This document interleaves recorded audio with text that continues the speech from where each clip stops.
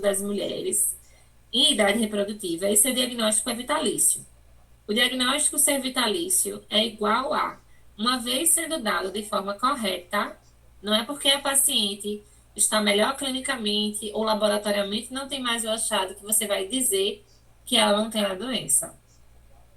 Assim como não quer dizer que você não possa bater na caixa do seu peito e dizer que essa paciente não tem SOP, porque você discorda do primeiro diagnóstico. São cenários diferentes. Uma vez o diagnóstico sendo dado da forma correta, a paciente pode estar controlada que ela continua com a doença. Mas nada impede que você, enquanto médico, enquanto ginecologista, não discorde de um diagnóstico dado. E aí você retira o diagnóstico, tá? Para vocês terem noção, gente, 80% das pacientes que têm a queixa de hiperandrogenismo, 80%, é por conta de SOP.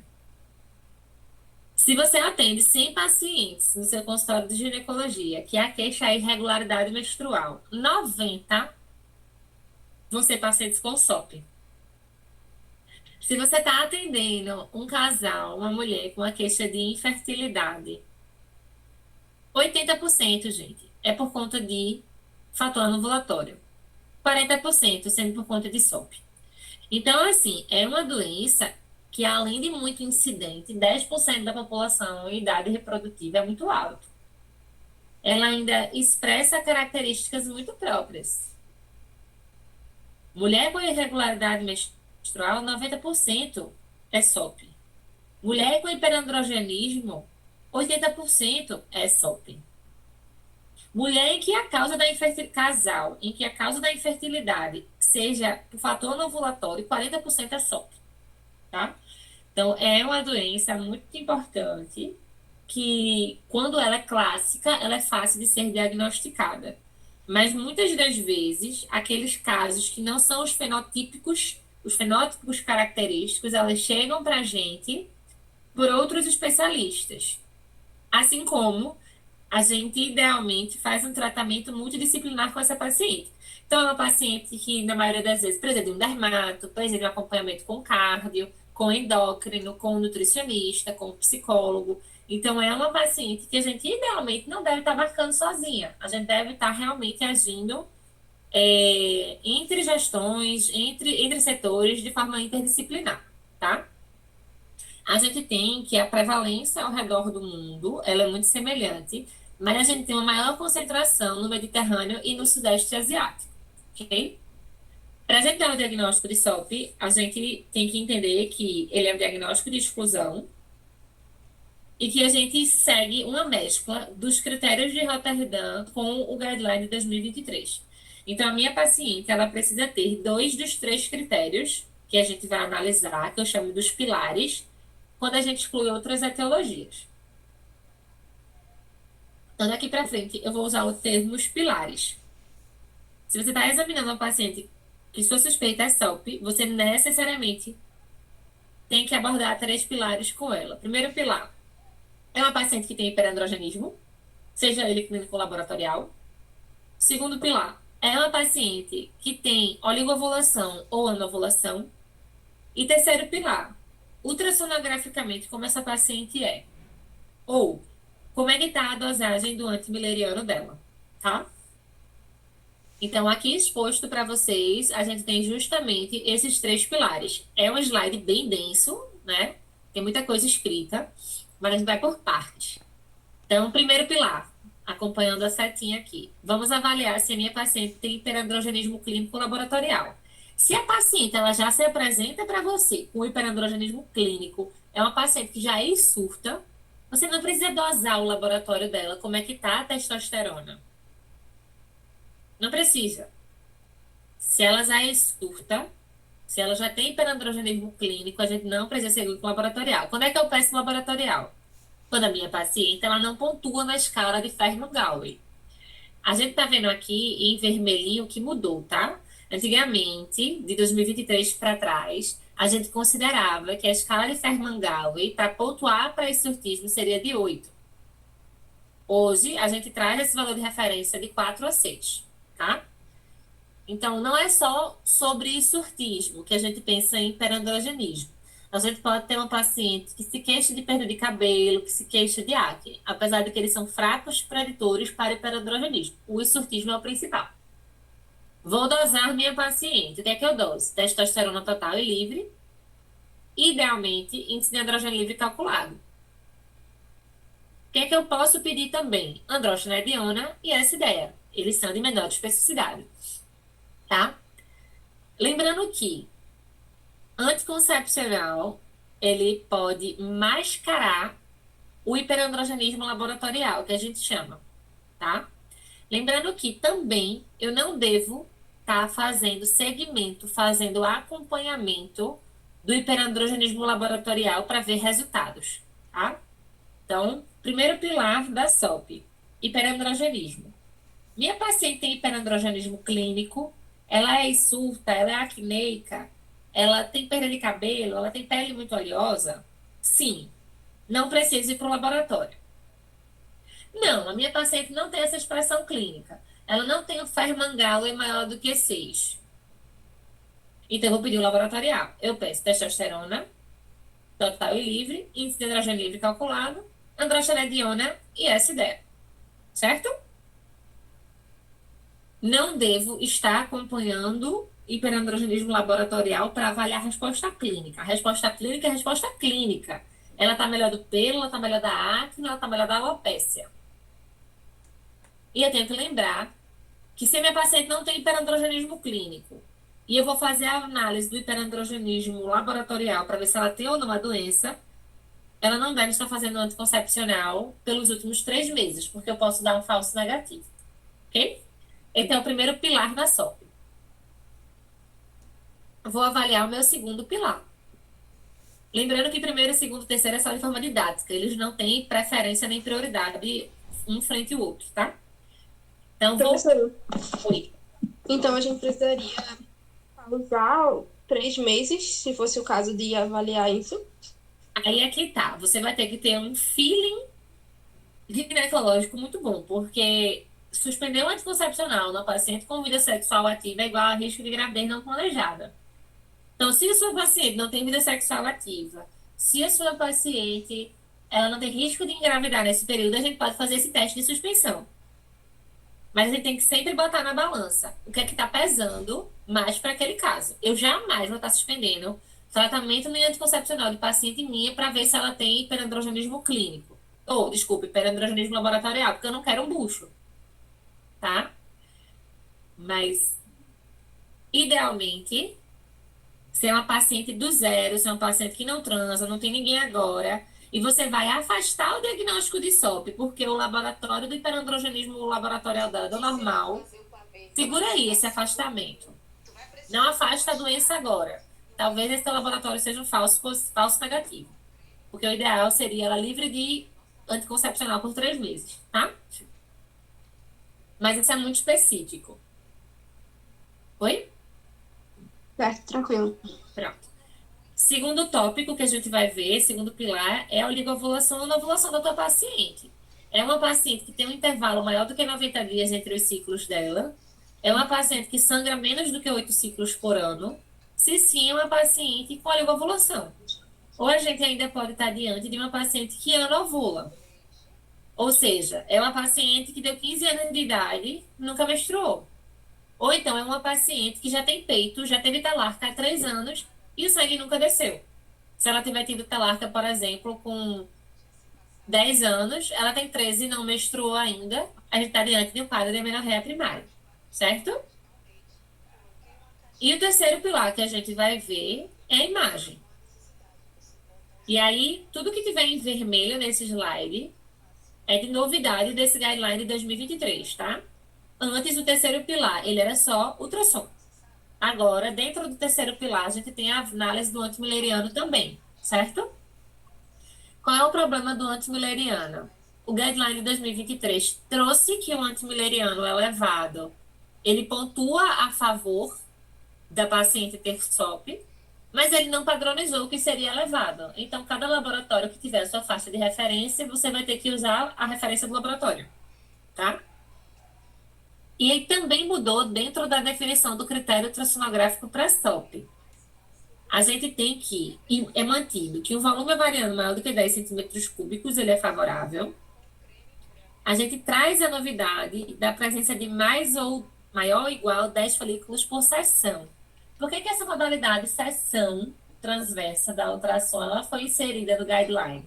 Porque é mais fácil você contar os folículos de uma seção do que de um ovário inteiro. E a gente entende que tem de forma mais disseminada pessoas que não necessariamente são radiologistas dando esses diagnósticos.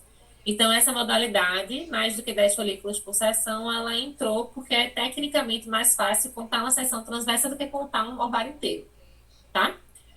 Então, retomando, SOP, diagnóstico de exclusão. Eu tenho que ter duas dos três pilares abaixo. Hiperandrogenismo clínico ou laboratorial. A gente teve mudança desse guideline, que é a escala de Ferri-Mangaui, que avalia o surtismo. Agora, o valor de referência é 4 a 6. A gente tem análise de oligovenoção ou anovulação para nossa paciente. E a gente tem análise ecográfica dos ovários dessa paciente. Os ovários têm mais do que 10 centímetros cúbicos. Eu tenho mais do que 20 folículos por seção, ou por ovário, ou eu tenho mais do que 10 folículos por seção. Ou o meu antimileriano é elevado. É um ou outro. Eu não peço ultrassom e antimileriano na minha paciente. Ou eu peço um, ou eu peço outro, tá?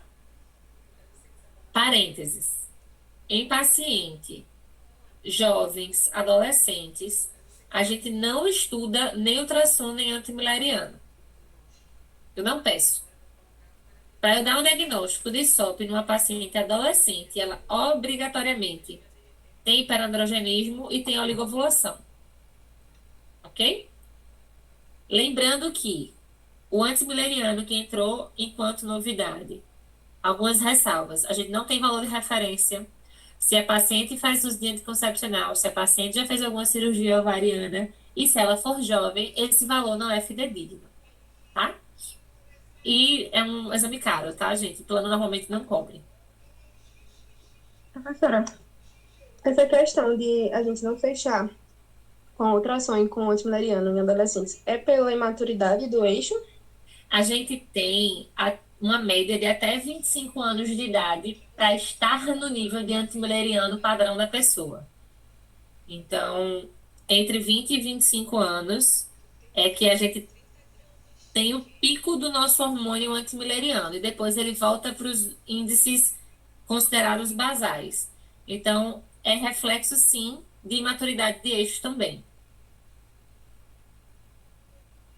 Sim. Então, visto a importância da SOP, visto como a gente dá o diagnóstico, antes da gente entender a apresentação clínica e tratamento, a gente vai estudar um pouquinho sobre fisiopatologia. Diversas são as formas que a gente pode organizar o estudo para ver a fisiopatologia da SOP. Eu gosto de estudar e de ensinar partindo da lógica de compartimentos. Lembrando que isso é tudo interligado, não existe ponto de start. Um compartimento se comunica com o outro. Para ficar didático, a gente destrincha. Vocês vão ver que durante a aula eu vou fazer ponte entre eles o tempo todo. Então, para a gente estudar a fisiopatologia da SOP, de forma didática, a gente vai estudar ovário, adrenal, hipotálamo, hipófise e o tecido periférico, certo? A gente tem que entender que o compartimento ovariano, ele é entendido como o compartimento principal da fisiopatologia da SOP. A SOP, além de ter, gente, aqueles 3 critérios, aqueles 3 pilares diagnósticos que a gente tem que avaliar, a gente nunca pode esquecer da associação entre SOP e obesidade, na sequência, hiperinsulinismo compensatório e resistência à insulina, e a gente não pode esquecer também da associação de SOP e infertilidade, tá? Então, voltando para a fisiopatologia e os seus compartimentos, certo? O citocromo P450, gente, a gente já falou dele na aula passada, dentro da teoria das duas células e das duas gonadotrofinas. O citocromo P450, ele atua convertendo o colesterol em pregnenolona ela em 17-OH pregabalona e ela em androstenediona. Então, o citocromo P450, ele atua na teoria das duas células das duas gonadotrofinas, convertendo o colesterol sérico em androstenediona, tá? Então, dentro do primeiro compartimento que a gente vai estudar, dentro do eixo hipotálamo e hipófise, a gente deve saber algumas coisas. Entre elas, é muito característico a gente ver uma maior produção de LH do que de FSH, certo? Então, normalmente, a mulher produz mais FSH do que LH. A mulher com SOP tem uma inversão. Ela tem mais LH do que FSH. A gente tem essa relação de 2 para 1, certo? São todas as pacientes? Não. Metade das pacientes com SOP tem hipersecreção de LH. Então, veja, metade é meio termo. Não é porque o LH da tua paciente está normal que ela não tem SOP. Mas é uma delícia quando a gente faz ciência no ambulatório, no consultório, e vem uma relação dessa para o aluno conseguir memorizar e decorar, tá? Então, lembrando, de novo, teoria das duas células e duas gonadotrofinas. O LH atua na célula da teca. Ele transforma a testosterona em cantinediona e isso é convertido em estrogênio por aromatase. Então, essa paciente que ela hipersecreta LH, ela vai estar conseguindo ter muito mais produto de hiperestrogênio, certo? E eu tenho, por isso, um efeito de feedback de eixo de alça longa negativo e diminui o meu FSH. Então, o eixo vai se comunicando. Eu hipersecreto meu LH.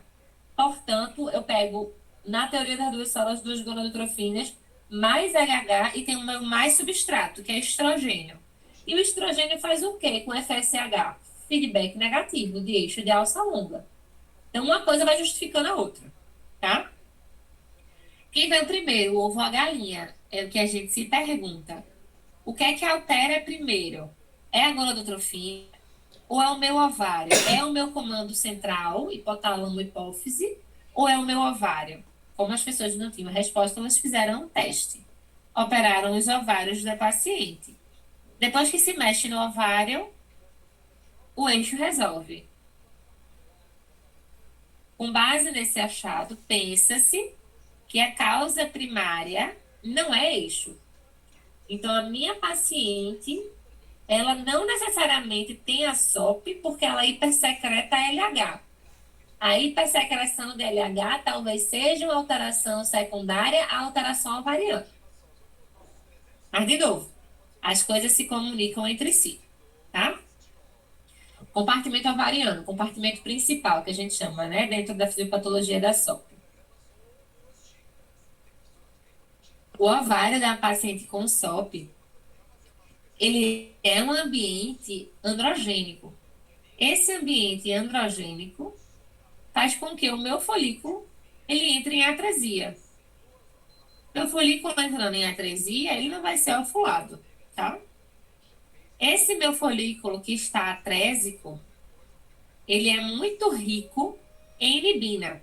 Aí você vai se perguntar, qual inibina o folículo atrésico produz? A inibina A ou a inibina B? Aí eu lembro da aula de momentos atrás. O bizu é em inglês. Inibina A é after ovulation.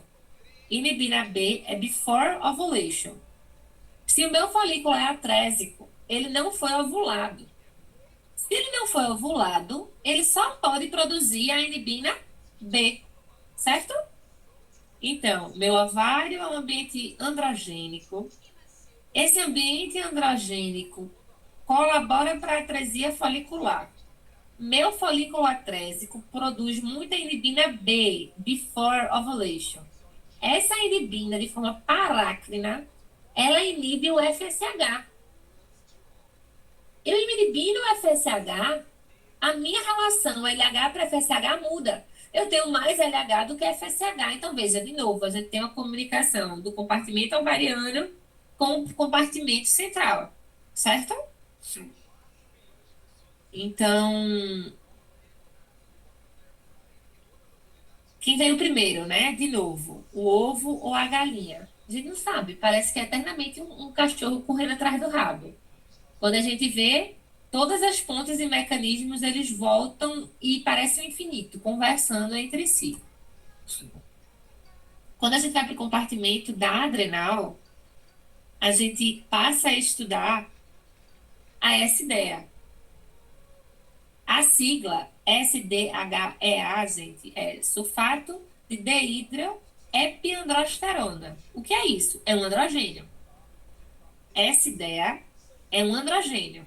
É um hormônio sexual esteroide que é produzido pelas suprarrenais. Quando eu falei para vocês sobre o diagnóstico de SOP, eu disse, é um diagnóstico de exclusão e a paciente tem que ter dois dos três pilares. Primeiro pilar eu falei, ok, hiperandrogenismo, ou clínico ou laboratorial. Dentro do laboratorial, eu falei para vocês que a gente avaliava índice de androgênio livre calculado, testosterona total e livre, e que a gente dosava o SDEA e androstenediona, apesar deles serem pouco sensíveis. Por que eu doso o SDEA? É testosterona, é um tipo de androgênio, certo?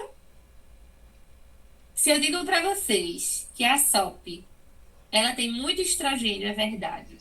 Se eu digo para vocês que a SOP, ela tem muito androgênio, é verdade. O que a SOP não tem é progesterona, porque a progesterona vem da paciente que ovula. E a síndrome dos ovários policísticos, o ovário tem muito cisto, porque esse cisto não é ovulado. Aí esse folículo vira cisto. Então, o que, é que eu estou querendo dizer? Vocês têm que se apropriar que a sigla SD é um tipo de androgênio. SDF significa sulfato de deritroepiandrosterona. Isso é dosado na paciente com SOP. Então, as pacientes com SOP, metade delas vão ter a SDE aumentada. Ok? Peraí, que eu acho que alguém está pedindo para entrar. Um minutinho.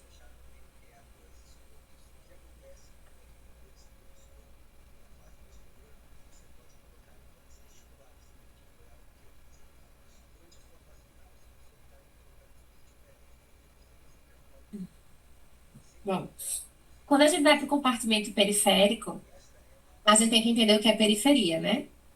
Quando eu falo de periferia, eu estou falando de pele, que é o maior órgão em extensão do corpo humano, né? E o tecido adiposo. E para a gente entender sobre hiperandrogenismo, a gente tem que entender que não se trata apenas da concentração dos androgênios. Se trata em se eles estão livres ou se eles estão presos, como é que está se dando o clearance deles e como é a sensibilidade da pessoa a ele. Então, o estado hiperandrogênico, ele vai variar de acordo com a sensibilidade, disponibilidade, clearance e concentração dos androgênios. Não só hidrogênio, né, gente? Mas como tudo. E o que a gente vê na paciente com SOP é que a gente vai ter mais estrona do que estradiol circulante. E aí a gente tem que lembrar e decorar na realidade que estradiol é 2, a sigla é e a letrinha 2, é o mais comum na paciente que não tem SOP. Na paciente com SOP, o mais comum é a estrona, que a siglazinha é E1, tá?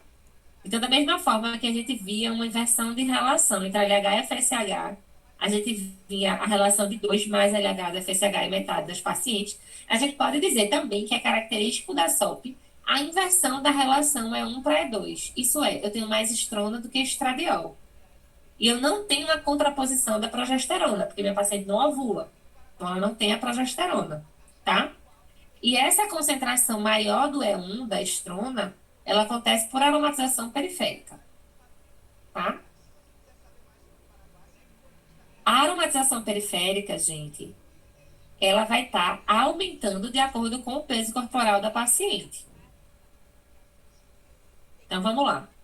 A gente está estudando agora a fisiopatologia da SOP e a gente decidiu quebrar em compartimentos para conseguir entender quem veio primeiro, quem veio depois, o ovo ou a galinha. Então, a gente já viu algumas características básicas do eixo hipotálamo-hipófise. A gente viu que eu tenho em 50% das pacientes uma inversão de relação de LH para FSH, de 2. A gente viu também, dentro do eixo ovariano, que eu tenho o meu citocromo P450, transformando muito androstenediona dentro desse ovário, que esse ambiente hiperandrogênico gera atresia folicular, que esse folículo atrésico, ele produz muito inibina B, e que a inibina B faz um eixo de feedback negativo com o FSH, portanto, eu tenho mais produção de LH, certo? A gente viu também que, do ponto de vista da minha adrenal, 50% das pacientes têm maior produção de SDEA, que é um androgênio. Então, eu reforço a clínica da hiperandrogenese, a clínica hiperandrogenética da minha paciente com SOP. Quando eu estou estudando compartimento periférico, eu estou vendo que a minha paciente com SOP, ela tem mais aromatização periférica, porque ela tem mais peso corporal, e ela produz mais estrona do que estradiol, que é representado pela sigla E1. E eu tenho também a justificativa da minha paciente com SOP ser surta, porque eu tenho a enzima 5-alfa-redutase trabalhando justamente nesse folículo. Porque o que acontece? A dihidrotestosterona, ela não é convertida de volta em estrogênio. Quando a gente vai ver a teoria das duas células e das duas gonadotrofinas, que a gente tem o colesterol sendo transformado em estradiol no final, quase todas as reações químicas, a gente vê uma setinha com duas pontas. Quando a setinha ela tem duas pontas, quer dizer que o meu produto ele vira substrato e que o meu substrato ele vira produto. Aquela molécula ela vai e volta na equação. Já a dihidrotestosterona, ela não retorna a ser convertida em estrogênio quando ela é produto da 5-alfa-redutase. Ela não é aromatizada de volta em estrogênio. Então, dihidrotestosterona é um produto da 5-alfa-redução e ela é o produto final. É uma testosterona e não volta de volta. Ela não sofre a aromatase de volta. Então, é mais um mecanismo clínico da paciente com SOP, que era hiperandrogenética. E aí, não falando mais de compartimento, e sim falando de fisiopatologia da doença, a gente não pode deixar de se ater, de falar um pouquinho sobre a obesidade da paciente com SOP. Certo? Não que eu só tenha paciente obesa com SOP. Não. Mas a gente não pode deixar de dizer que existe uma associação entre SOP e obesidade. Para vocês terem noção, a perda de peso sustentada corporal em maior do que 5% já tem uma regularização de ciclo menstrual em 75% das pacientes. E aí a gente vai entender como é que essa obesidade ela atua na ovulação, neste caso, na anovulação da paciente. A gente viu no compartimento de anexo, né, de compartimento periférico, que diga, pele e tecido adiposo, que a gente tinha uma inversão de relação E1 para E2, sendo E1 estrona. Então, com mais estrona, eu tenho mais aromatização periférica. O outro ponto que a gente consegue ver em relação ao fígado. Então, a sigla nova que a gente aprendeu no slide anterior, eu digo nova porque não é tão frequente, né? É SDEA. SDEA é um tipo de androgênio.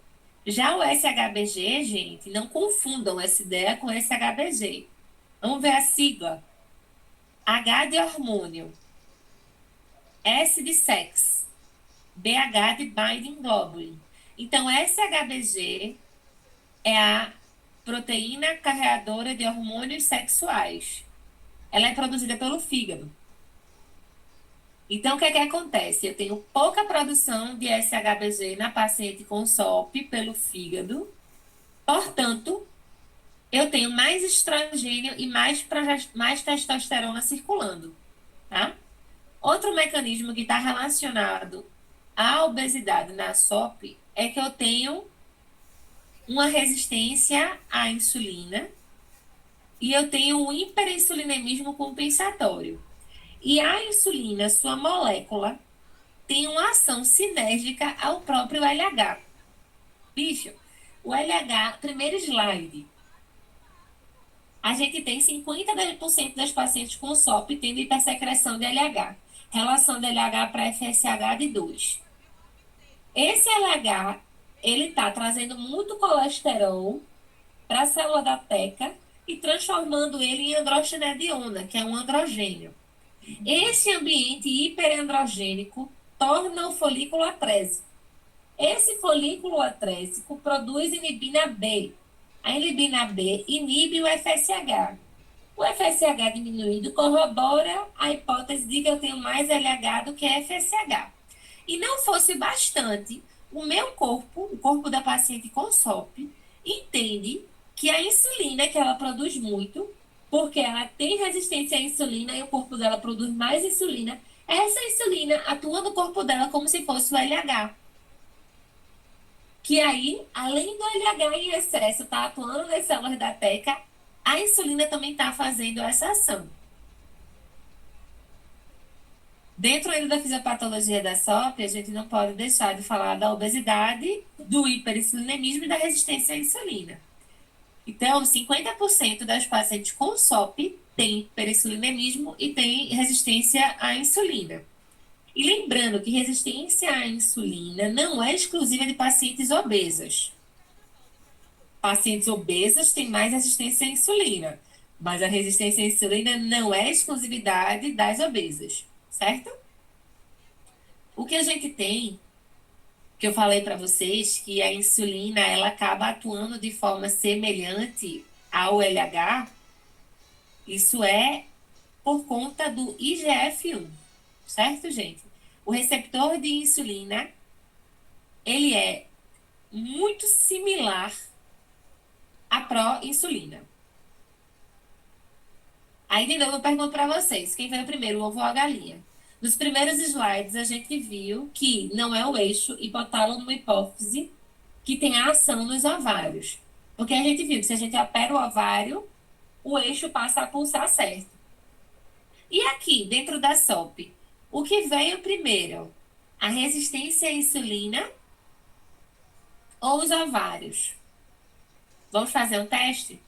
Vamos mexer no ovário? Se eu mexo no ovário,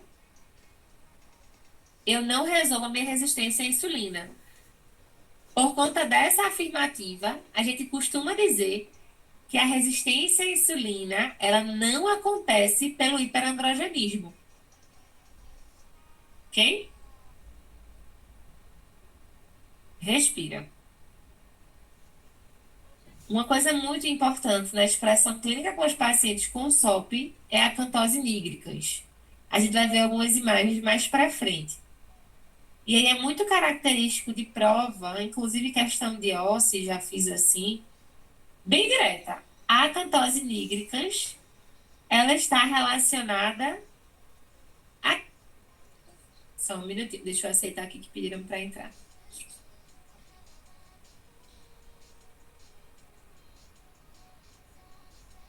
Essa pessoa já estava, deve ter caído. Bom, volta pra gente aqui. Deixa eu achar a aula, viu, gente?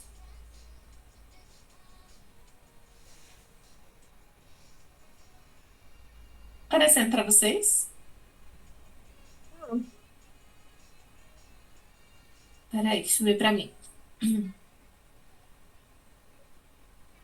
Professora, eu não sei se eu entendi muito bem por que a resistência insulínica não é afetada pelo hiperandrogenismo. Não, não é que não seja afetada. Seria quem é causa de quê? Afetada. Certo? Certo, ainda não. Não é que ela não seja afetada. É tipo Então, assim. O que é mais importante na fisiopatologia da SOP? O que é SOP? É uma paciente que tem características hiperandrogenéticas, certo? É uma paciente que anovula e é uma paciente que a gente vê muito obesidade, resistência à insulina e insulinemia, hiperinsulinemismo compensatório, né? E aí gera o questionamento, o que é que causa o quê? É o meu hiperandrogenismo que causa minha anovulação, que causa a minha resistência à insulina? Ou é a minha resistência à insulina que causa a minha anovulação, que causa meu hiperandrogenismo? É isso que tenta se entender. Qual é o principal agente causal? Quem é que deu o start? Qual é o maior desequilíbrio nesses setores que desencadeia a SOP? Então, num dos primeiros slides, a dúvida era o meu eixo que pulsa o meu LH e que pulsa o meu FSH, que pulsa errado, e por isso o meu ovário, ele não produz progesterona, ele anovula? Essa era a teoria. Disseram, vou mexer no ovário. Se eu mexer no ovário e o eixo continuar ruim, quer dizer que o problema é do eixo. O que aconteceu quando fizeram o teste? Mexeram o ovário ficou bom e o eixo passou a pulsar de forma correta. Qual foi a conclusão que teve-se disso? Que o ovário, ele tinha uma ação majoritária, uma ação maior, uma ação primária frente ao eixo.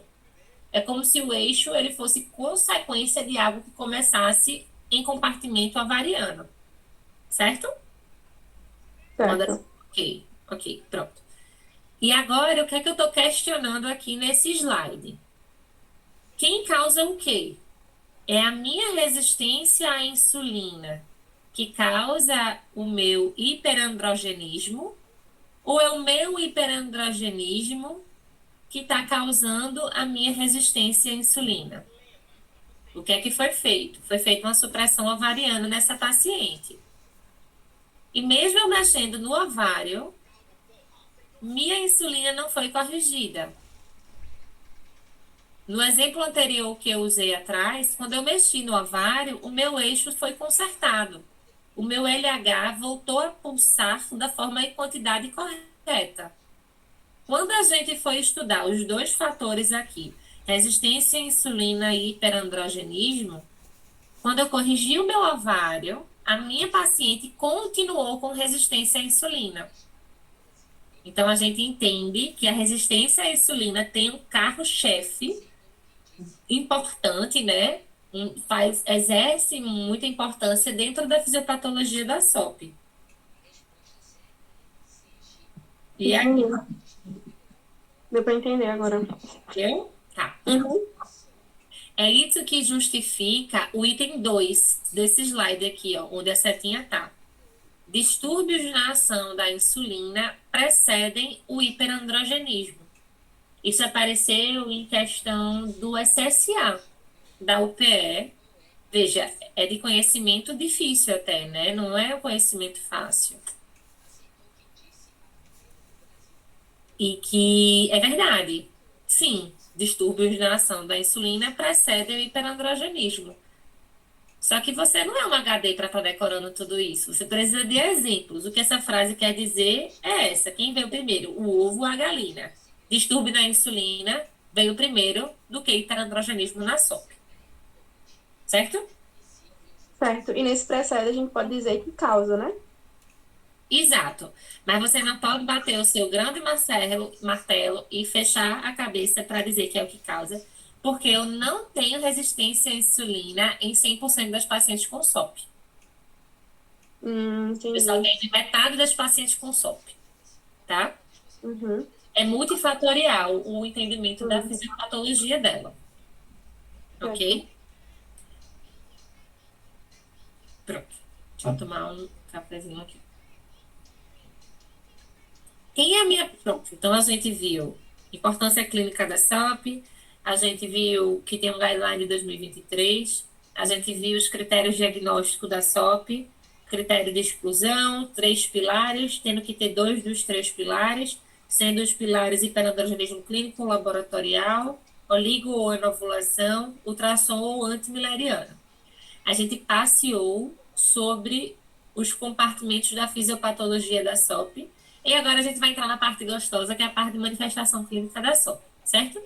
Então, é bem característico que a paciente com SOP, ela tem oligomenorreia desde que menstruou. Então, a gente sabe que a oligomenorreia é esperada ali nos primeiros 3 anos, que é sobre a maturidade do eixo mesmo, hipotálamo e hipófise ovariano, mas é uma paciente que passa esse período e continua com a oligovulação. Mas não se espantem, é muito característico a gente pegar a paciente com SOP, em que o momento de ida dela ao médico é um caso de sangramento uterino anormal. É uma paciente que está sangrando muito. Isso acontece porque eu tinha dito para vocês que na aula de ciclo menstrual passada, quando a gente estava no último slide falando sobre ciclo endometrial, que o estrogênio cicatrizava e proliferava e a progesterona protegia. Então, o que acontece no endométrio dessa paciente com SOP? Ela tem estrogênio, estrogênio, estrogênio. Ela tem um endométrio que está crescendo, crescendo, crescendo. E ela não tem a progesterona, do P de progesterona para proteger e estabilizar aquele endométrio.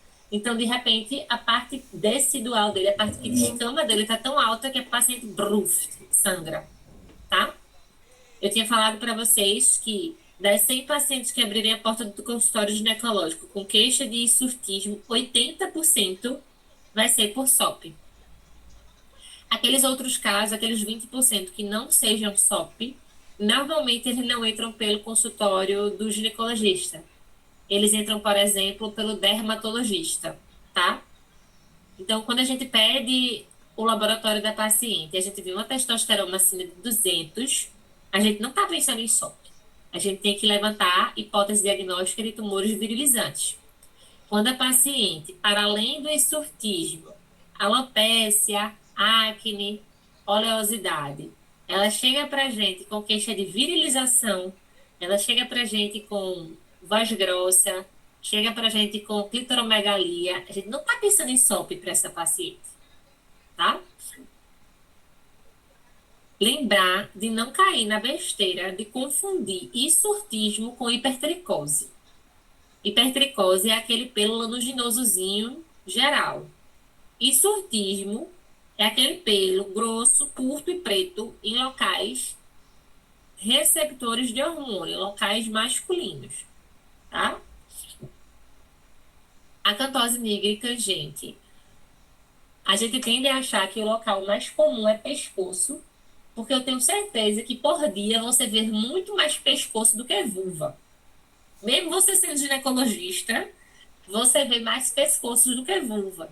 Mas o local em que a paciente com SOP mais tem acantose nígricas é na vulva, certo? Metade das pacientes com SOP apresentam acantose em região de vulva. A gente vê nas pacientes com SOP que metade delas tem diagnóstico de obesidade, especialmente em tipo de distribuição de pera, né? Central, abdominal. Eu acho esse dado, assim, surreal.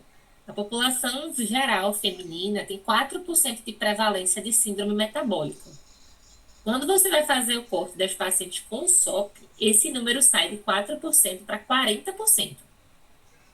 Então, assim, a mulher com SOP, ela tem 40% de prevalência de ter síndrome metabólica, frente a 4% da população geral feminina. É muito comum a paciente com SOP, mesmo sem ser obesa, ter apneia obstrutiva do sono. E aí, eu vou até ajeitar o primeiro slide da aula, eu estava com 40%, 90%, tá? Sobre esse item de infertilidade. Pacientes que procuram o consultório médico com a queixa de infertilidade, 40% é SOP. Se a gente estreita a infertilidade da paciente e diz que é por causa feminina anovulatória, 90% é SOP. É muita coisa. Para além disso, enquanto a população geral tem um abortamento precoce, antes das 12 semanas, uma taxa de 15%, a paciente que tem SOP, ela tem até 50% de chance de ter abortamento precoce. É uma paciente que durante o pré-natal tem um risco mais aumentado do que a população em geral de desenvolver diabetes gestacional. E a paciente com SOP, ela tem 30% mais de prevalência a ter distúrbio psicológico. Então, assim, não faço obstetrícia mais no particular, né? Tenho expertise, sim, ainda pela questão assistencial do SUS na parte obstétrica, mas quando eu tenho a oportunidade da aula de obstetrícia, eu chamo muito a atenção na importância da consulta pré-concepcional e da primeira consulta de pré-natal. Porque às vezes a paciente ela não tinha o diagnóstico de SOP. Ela nunca sequer antes tinha ido para o ginecologista. Ela está indo agora para o postinho de saúde porque ela está gestante. E a gente sim pode dar diagnóstico retrospectivo de SOP nessas pacientes. E é muito importante a gente bater esse martelo do diagnóstico para conseguir fazer o segmento do pré-natal adequado. Porque veja o quanto piora a vida obstétrica dessa paciente com SOP.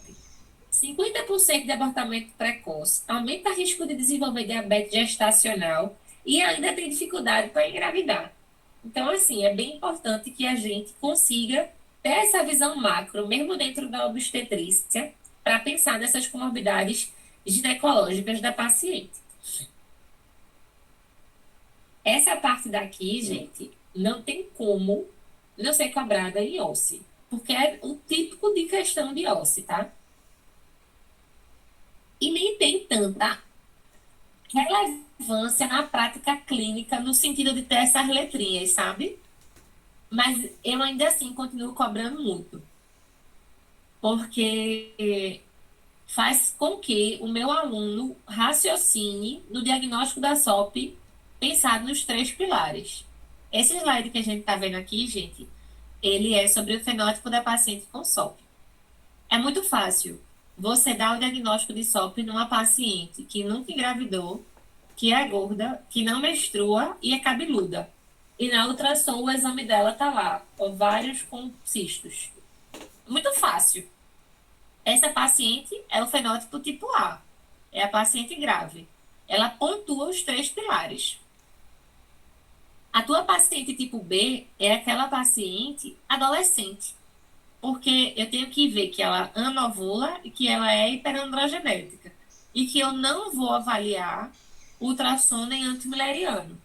Essa paciente daqui a gente chama de tipo B. Eu falei adolescente em forma de mnemônico, tá certo? Porque a paciente ela não precisa ser adolescente para ser tipo B, não. Eu posso ter uma paciente de 37 anos que não tenha na imagem ovários policísticos, mas que clinicamente ela seja hiperandrogênica e ela não ovule. Minha paciente do fenótipo tipo C é uma paciente que ela tem hiperandrogenismo, tem os achados na ultrassom, mas ela ovula. É chamada de SOP ovulatória. E a paciente da SOP tipo D é aquela paciente que ela tem o achado ultrassonográfico que ela não ovula, mas que ela não tem pelos. Professora, eu não decorei nada, você falou, não entendi nada. Você vai criar o seu processo mnemônico. Existem 4 fenótipos da SOP, A, B, C e D. Esses fenótipos, eles avaliam os 3 pilares clínicos da SOP para paciente. Paciente tipo A é aquela que pontua nos 3 pilares. A gente chama de fenótipo grave. É a paciente que não ovula, que é cabeluda e que na ultrassom ela tem ovários policísticos. A tua paciente tipo B é a tua paciente que ela não vai ter o achado ecográfico. Ou seja, ela não ovula e ela é cabeluda. E ela é e surta. E ela tem hiperandrogenismo. O seu mnemônico de como é que você vai decorar C e D é com você. Como é que eu decoro? O C, para mim, lembra a letra O. Então, a minha paciente tipo C, ela ovula. Se ela ovula, necessariamente ela tem que pontuar nos outros 2 critérios.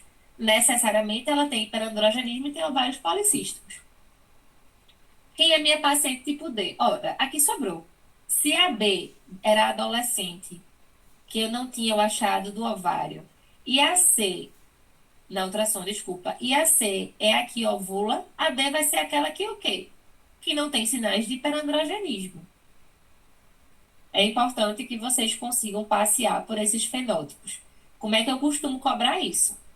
No enunciado do OSCE, eu boto um caso clínico rapidinho de 3 linhas, que ou eu descrevo a paciente, escala de Fermat-Galo e de 9, ultrassom assim, assim, assado. Última menstruação há 95 dias. Eu descrevi para você que essa paciente era uma paciente tipo A. Na minha pergunta do ósseo, eu vou perguntar qual é o perfil fenotípico dessa paciente com SOP. Sua resposta: A. Ou então o contrário. No meu enunciado, eu boto que a paciente tem um perfil fenotípico tipo B. E aí, na pergunta, eu digo: descreva o perfil fenotípico tipo B. Você vai botar uma paciente que anovula e tem hiperandrogenismo, tá? Então, não tem maiores dificuldades, não. Nessa imagem, eu trago para vocês uma foto de acantose nigricans, mas aqui é em região de axila e pescoço, lembrando que o mais comum na SOP é vulva. Nessa outra imagem, eu trago um demonstrativo do que seria a escala de Ferman-Gallwey, que é para você avaliar os pelos terminais na mulher e ver quanto ela pontua. Lembrando que agora, de 2023 para cá, a gente teve uma alteração de 4 a 6 pontos. E lembrar também da síndrome metabólica, que aí eu trago um adendo para vocês, que isso daqui não é aula de cardiologia e nem é prova de cardiologia. Os critérios diagnósticos para a síndrome metabólica da cardiologia estão mais atualizados daqueles que foram inseridos no guideline 2023. Não brigue com sua questão, certo? Não é uma questão de ginecologia, porque você está muito atualizado na sua cardiologia.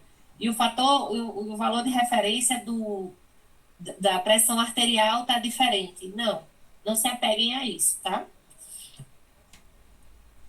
Alguém por aí ainda, para eu continuar? Alguém me abre aí o som para dizer que Tudo aqui? certo. Pronto. Então, agora a gente vai falar sobre o exame da paciente com SOP, né? É impreterível que a pressão dessa paciente seja aferida na consulta, que seja calculado o IMC dela, que a gente faça a relação cintura-quadril e que no nosso campo de exame físico a gente afirme ou a gente negue.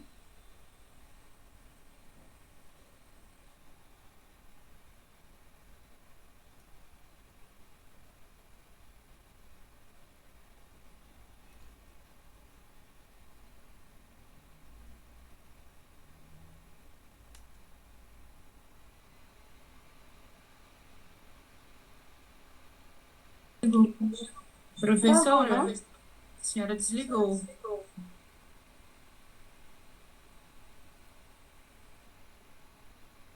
Achando que ela caiu. Vou dar uma mensagem. No caso, né? Eu, provavelmente, não peguei. Tá.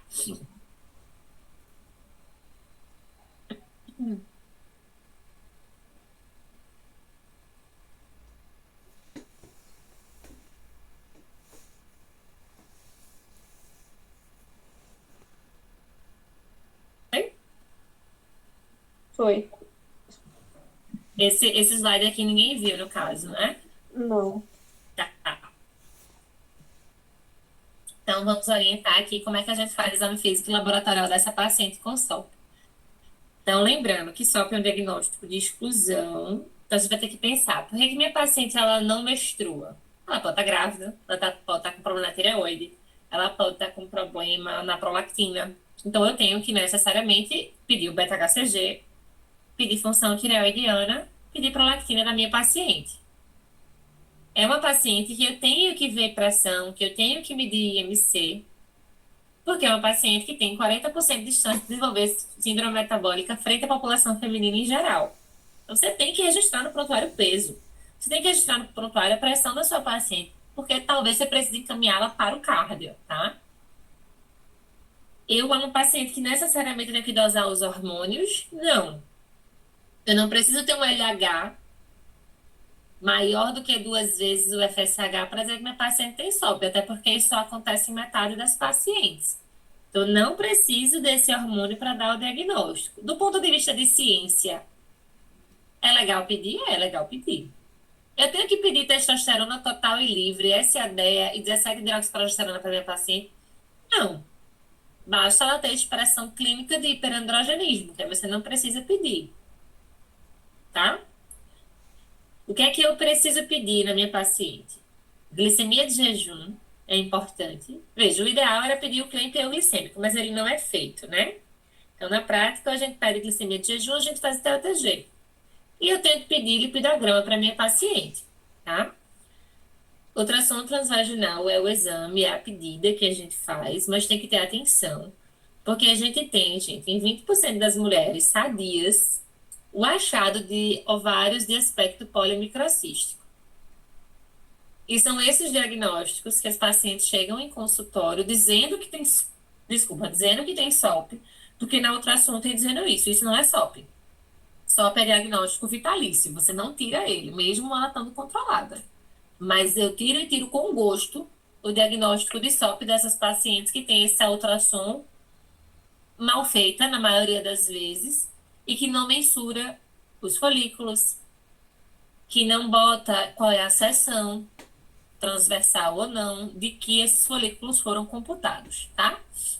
Eu não preciso pedir histopatológico para todas as minhas pacientes com SOP, mas idealmente a gente pede aquela avaliação endometrial para aquelas pacientes que estão sangrando com mais do que 35 anos de vida, porque eu posso estar pensando em outras patologias que não a SOP, eu posso estar pensando em hiperplasia endometrial, em pólipo, câncer de endométrio, tá?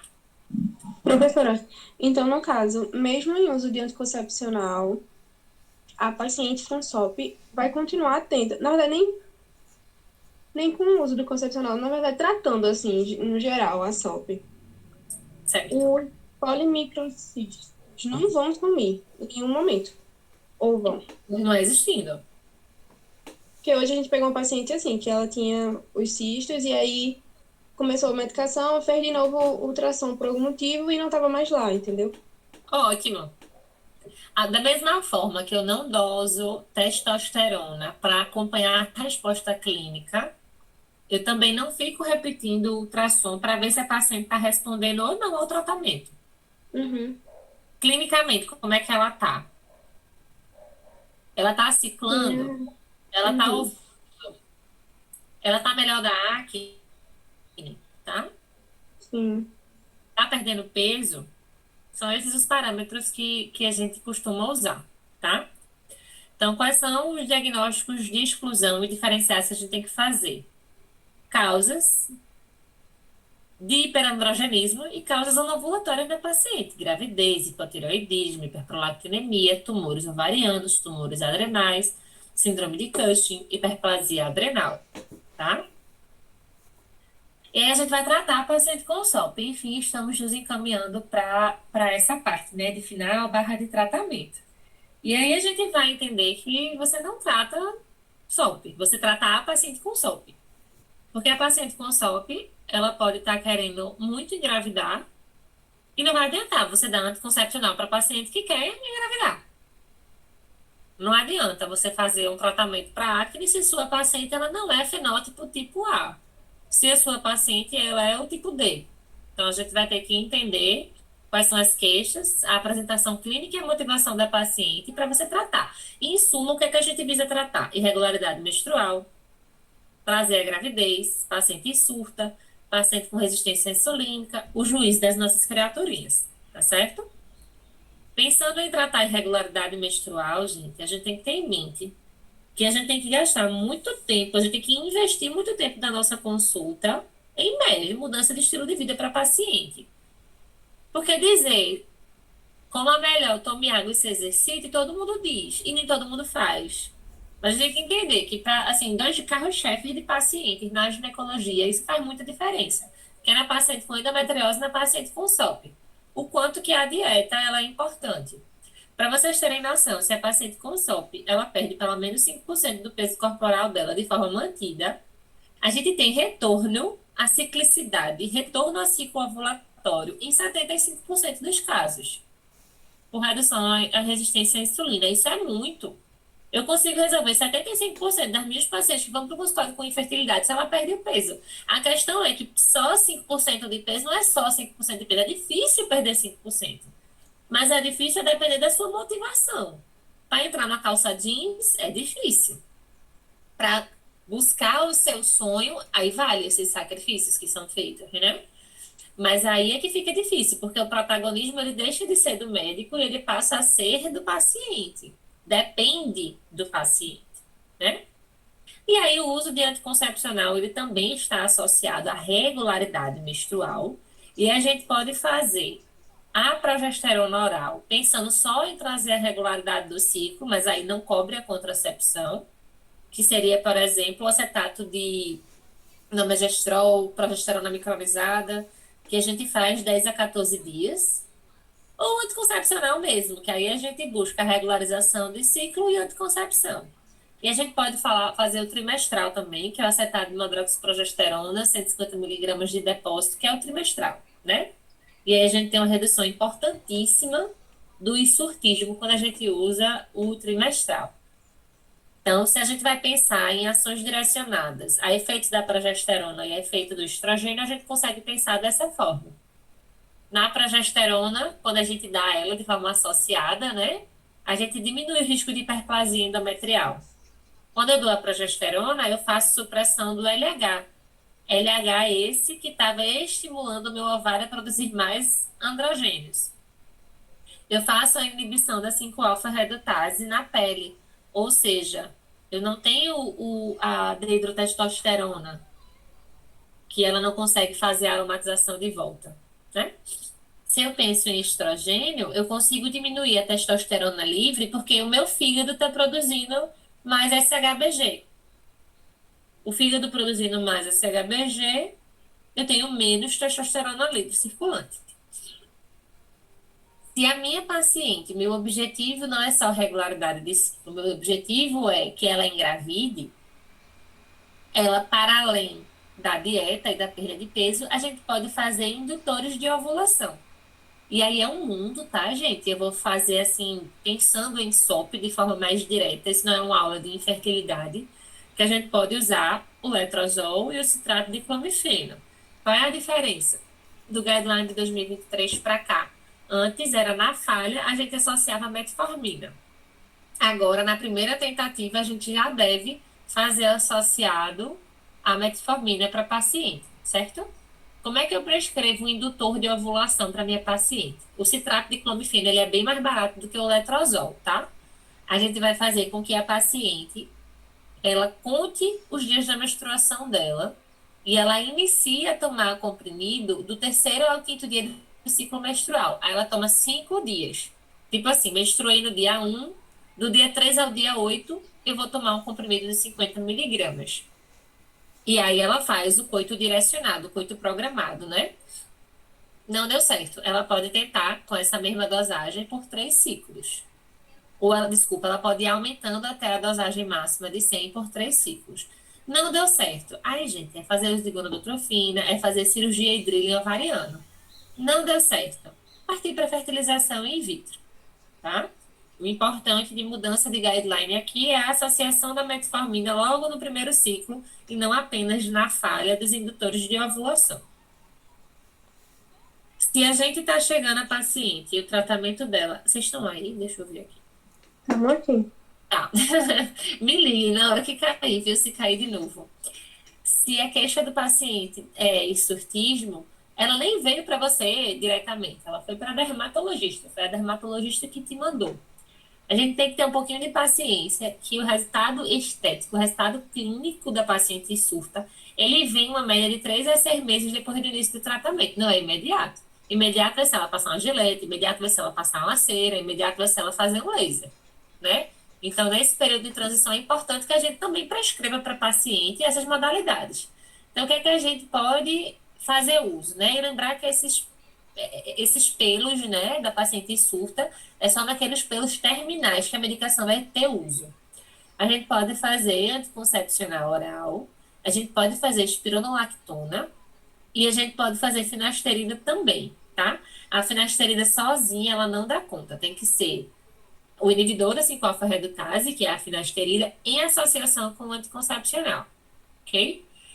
Antigamente, 2018 para trás, nem tão antigamente assim, né? Na realidade, a gente, enquanto ginecologista, batia assim no peito e dizia que existia uma superioridade muito grande entre a classe de progestágenos dentro do tratamento do hirsutismo da SOP.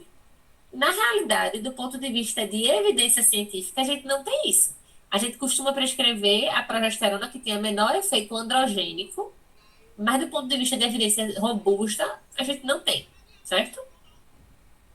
Por que a espironolactona, ela entra na prescrição? Normalmente é a dermato que prescreve, certo? Porque lembra para vocês que eu disse que a deidrotestosterona era resultado da aromatização e ela não voltava a ser estrogênio de volta? Então, esse DHT, ele passa a competir pelo receptor com a espironolactona. Então, não é sobre clearance dela, é sobre competição de receptor, tá? Então, acaba que não é o DHT que chega no bulbo, é a espironolactona. A gente tem que ter cuidado com essas pacientes que podem fazer hipercalemia, certo? Se a paciente, o nosso objetivo de tratamento para ela é resistência à insulina, a gente, enquanto ginecologista, pode passar diversas medicações, inclusive medicações mais modernas, que eu não prescrevo. Eu, Bruna, não prescrevo porque eu não tenho expertise, eu não tenho informação e não me debruço sobre outras áreas. Não estou julgando a obstetra ginecologista que faz isso, não. Muito pelo contrário, a capacitação sobre a área. Mas, normalmente, são pacientes que eu encaminho ao endocrinologista ou ao endócrino gineco, ou gineco-endocrinologista. Mas o próprio Ozempic, por exemplo, como é o nome do outro, gente, que deu um branco agora? Vige? Né? Mas aí o nome dele, que... Manjaro. O Monjaro, quase que não vem. Obrigada. O Monjaro, por exemplo, tá? E aí tem o papel do inositol, que ele está em vermelho também, porque ele é trazido no guideline de 2023, mas da mesma forma que ele traz o antimileriano, sem posologias, sem valor de referência específico, o inositol não é trazido a posologia, tá? Para a gente trabalhar dentro da resistência insulínica. Então, meio que acaba que são estudos menores que a gente se embasa e que cada ginecologista está livre para fazer o protocolo que vê mais resultados. Então, a ideia é que quando esse guideline seja revisado, existam orientações mais específicas sobre esses protocolos, tá? Do ponto Ô, professor, eu tenho uma pergunta sobre isso, desculpa te interromper. Pode falar. Na verdade, a gente está acompanhando os ambulatórios, né? A gente realmente vê muito SOP. E aí tem ginecologista que prescreve muita metformina, tem ginecologista que prescreve muito inositol. Para a senhora, tipo assim, porque os estudos eles dizem não tem tanta superioridade um em relação ao outro, nesse sentido Na da SOP. verdade, Mas na prática, assim, a primeira vez que a gente tem o inositol aparecendo no tratamento da SOP, do ponto de vista guideline, é de 2023. Enquanto a metformina, a gente tem mais robusta, né, de forma mais antiga. Então, de 2023 para cá, a gente tem tido um boom de prescrição de inositol. Então, vai depender muito de como a paciente responde e da expertise do ginecologista de fazer esse manejo. Então, com quem eu tô falando? é comigo. Eu confesso que até foi um susto assim para mim, sabe? Tipo, quando eu vi as expressões inositol. Porque realmente eu não tinha visto essa atualização de 2023. Para mim, tipo, era metformina e tal. E aí, quando eu comecei a ver inositol, aí, tipo, a médica fez, não, agora a gente tá passando muito inositol, porque eu tô vendo uma diferença muito grande nas pacientes também, não sei o que, eu fiquei nessa dúvida. O inositol, ele sensibiliza a ação da insulina, né, na realidade. Tem ação também na acne e de retorno ao ciclo menstrual. Na minha prática clínica, eu não vejo essas estatísticas numéricas, não, sabe? Eu vejo que era uma coisa que eu não prescrevi e que agora eu prescrevo, porque agora existe esse respaldo. Então, é um tratamento que é pelo menos por 3 semanas que a gente usa com a paciente. Ele é mais curto para a gente ver resultado do que em relação à metformina, por exemplo. Ele tem menos efeitos gastrointestinais, mas ao mesmo tempo ele é menos acessível. A gente não tem imposto. Enquanto a metformina a gente tem. Então, qual é o público que está sendo tratado? É um público de SUS? É um público corte de uma prática de consultório, que tem mais acessos? Então, a gente ainda não tem essas evidências comparativas, mas eu acredito que nesse ano, de 2026, a gente tem uma nova publicação, já trazendo tanto a indicação formal, quanto a posologia e duração de tratamento do inositol nas pacientes com SOP, certo? Tá A gente certo, ainda não obrigado. tem esse feedback. Inclusive, essa tua fala, provavelmente ela não vai se reproduzir em outros alunos que não estejam rodando no mesmo serviço que tu. Essa sua fala talvez seja novidade para essas outras colegas que nunca viram inositol sendo prescrito, por exemplo. Porque é muito É, viés. justo, tipo, Foi no Hospital da Mulher, Hã? sabe? E aí foi no Hospital da Mulher. Aí quando eu vi que, tipo assim, que era muito caro, inclusive, em relação à metformina, eu fiquei, tipo, com essa interrogação bem grande, assim, na cabeça, sabe?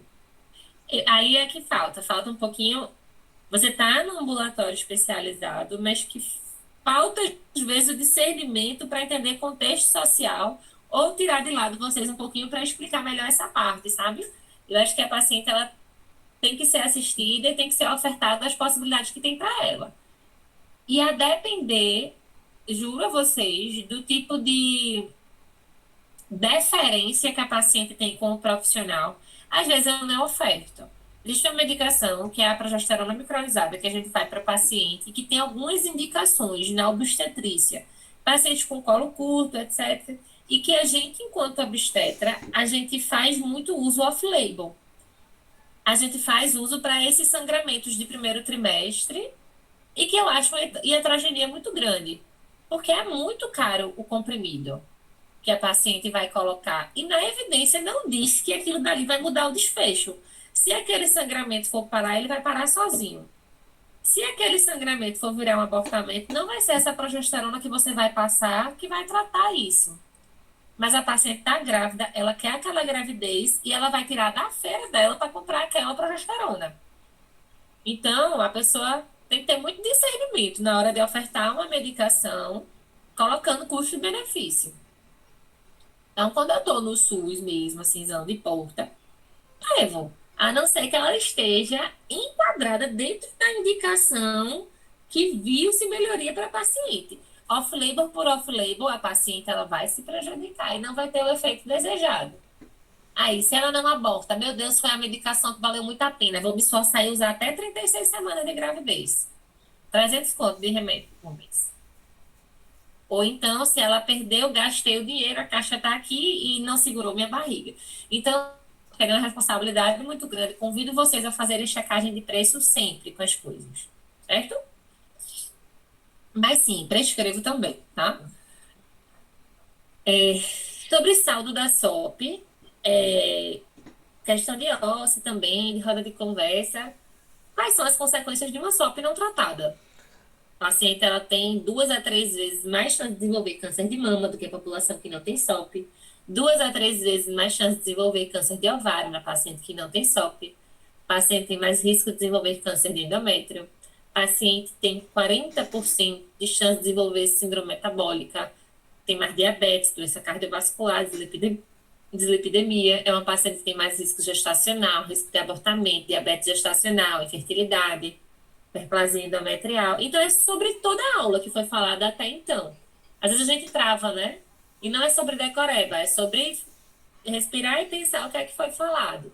O que é a SOP? Muito estrogênio, muita testosterona, muito androgênio, sem a contraposição da progesterona. E aí, esse slide nada pequenininho é sobre o take home message, tá? Então, vou ler com vocês esse slide. Então, ponto 1. SOP é um diagnóstico de exclusão. Para agendar o diagnóstico, a gente tem que ter 2 dos 3 critérios: anovulação, hiperandrogenismo, ovários policísticos. Observação: pacientes adolescentes, a gente não conta o aspecto ultrassonográfico. A observação antimileriano ou ultrassom é que a gente avalia no terceiro pilar. SOP é marcada por resistência à insulina e infertilidade. Naquelas pacientes que eu já tenho clinicamente ela se expressando como oligomenorreia e como hiperandrogenismo, eu não preciso pedir uma ultrassom para terminar de fechar os critérios, para terminar de fechar o fenotipo, como era de 2018 para trás. Você não está errado em pedir, mas você não é obrigado a pedir a ultrassom, certo? Lembrar que esse cara de ferro mangalo e que o ponto de corte era 8, agora a gente já considera 4 a 6. Lembrar que critério ultrassonográfico, a gente teve uma atualização com a contagem do número de folículos por seção transversa, que é de 10. Lembrar que a relação LH para FSH fica de 2 para 1 em 50% das pacientes. A maioria do que a gente fala de hormônio na SOP, ele está aumentado. O único que a gente fala até então que está baixo é o SHBG. Lembrando que o SHBG é o Sex Hormone Binding Globulin, que é produzido pelo fígado, certo?